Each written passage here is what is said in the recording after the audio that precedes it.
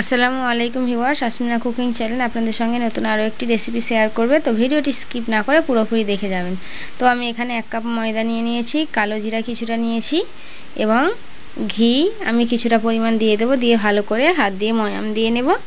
দিয়ে নিয়ে একটি আমি ডো তৈরি করে নেব। নিয়ে এই রেসিপিটা আমি আপনাদের সঙ্গে আজকে শেয়ার করব।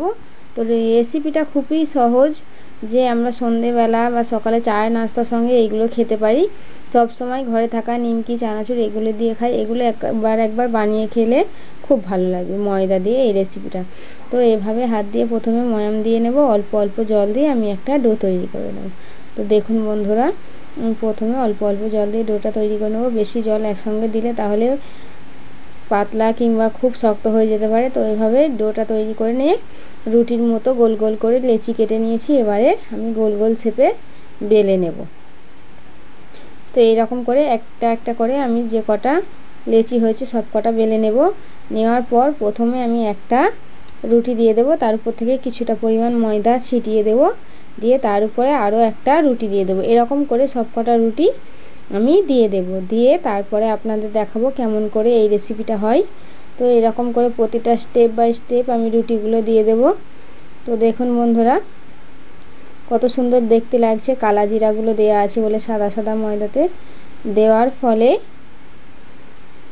এবারে দিয়ে আমি একটা বেলনি নিয়ে যেভাবে রুটি বেলা হয় আরও ভালো করে বেলে নেব চারিদিক থেকে। তো দেখুন বন্ধুরা, আমি চারিদিক থেকে কতটা সুন্দরভাবে বেলে নিচ্ছি। তো এইভাবে বেলে নেবেন। বেলে নেওয়ার ফলে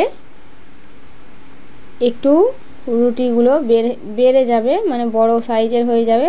হয়ে গেলে একটা চাকু নেবেন। এভাবে চাকু নিয়ে প্রথমে সোজাসুজিভাবে কেটে নেবেন। তারপরে পাশ দিয়ে কেটে নেবেন। এরকম করে চারিদিক থেকে কাটাটা আপনাদের দেখিয়ে দিই কেমন করে কেটে নেবেন। ধারালো চাকু নেবেন, না হলে আবার কাটতে অসুবিধা হয়ে যাবে। তো দেখুন বন্ধুরা, এইভাবে সব কটা পিস আমি কেটে নেব। নিয়ে এবারে আপনাদের মোড়াটা দেখিয়ে দিই। তো মোড়াটা ঠিক হবে উপর দিক থেকে রোল করে আসবে, ঠিক এই রকম সাইজের মোড়াগুলো হবে। তো দেখুন বন্ধুরা, মোড়াগুলো কত সুন্দর লাগছে। যদি আমার এই ভিডিওটা আপনারা বাড়িতে তৈরি করে দেখবেন, কত সুন্দর লাগবে এই রেসিপিটা। তো আমি এবারে হালকা আঁচে ভালো করে এগুলো ভেজে নেব লাল লাল করে। যদি আমি ফুল আঁচে ভাজতে চাই তাহলে দেখব যে এগুলো খুব সহজেই লাল হয়ে গিয়েছে, ভিতরটা কাঁচা থেকে গেছে। হালকা আঁচে যখনই ভাজবেন দেখবেন এইগুলো খেতে দারুণ হয় ও ভিতরটাও পুরো পারফেক্টভাবে ভাজা হয়।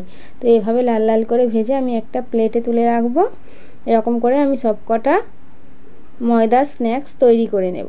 তো বন্ধুরা, এই রেসিপিটা আপনারা একবার হলেও বাড়িতে ট্রাই করে দেখবেন, আপনাদের খুব ভালো লাগবে।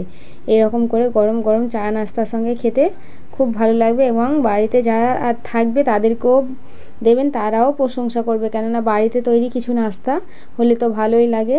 তো বন্ধুরা, ভিডিওটি যদি ভালো লেগে থাকে লাইক, কমেন্ট, শেয়ার এবং অবশ্যই করে সাবস্ক্রাইব করে